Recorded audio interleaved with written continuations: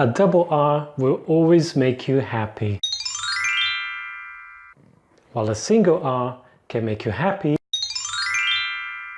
or it can make you trill. R, r.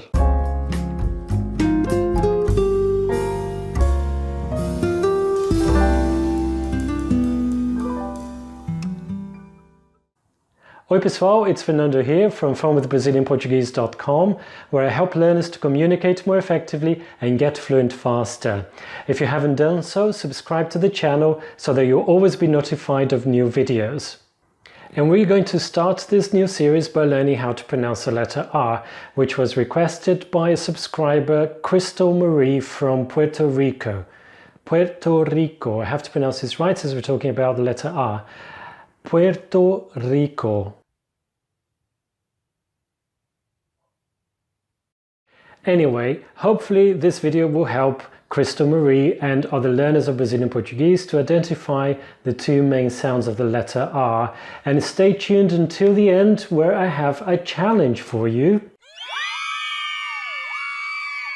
But before we start, it's important to note that sometimes the R is pronounced slightly different in certain regions of Brazil, but we're not going to be looking at these regional differences here today.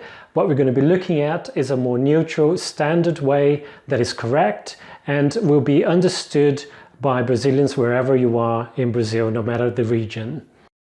And with that out of the way, let's start with the first sound we need to be aware of, which is the sound. And that's why I said at the beginning that the double R will always make you happy, so that we remember to associate the double R with the sound of happy, horse, house, and so on. If you speak Spanish, it will be the equivalent of the J at the beginning of a word, like José, Ramon. And also the Scottish loch. An example of that is carro, carro. Also, cachorro. Now the second sound is a little bit trickier, and I said at the beginning that the single R can make you happy or it can make you trill. And what did I mean by that? The trill is that we're aiming at. And what is a trill? The trill is a vibration when you do r, r. That's the trill, but it's not as strong as that. We need to practice that r until we kind of scale back and we have a light trill, like r, like the word cara, cara. So as you can see, the tongue lightly brushes the roof of your mouth, cara. So now that we know the two different sounds of the letter R, how do we actually know how to pronounce it when we see it in a word? Well, let's have a look at the school graphics that I prepared earlier. So we know now that whenever a word has a double R in it, you pronounce it with the guttural sound.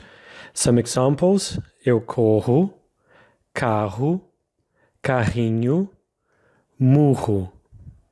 And we also learned that a single R can have either the sound or the light trill sound r. But how do you know which is it when you see it in a word? Well, if it's at the beginning, it always has the guttural sound. Rato, rua, rio. If it's in the middle, as a general rule, it will almost always have the light trill sound. Coro, caro, carinho, muro. However, when the R is preceded by the letter N or S, it has the guttural sound, like in the words enredo, Israel. But what about when the R is at the end of the word? Well, it varies quite a lot, and all the variations are acceptable. You might not hear it at all, especially when the person is speaking quite fast. Correr.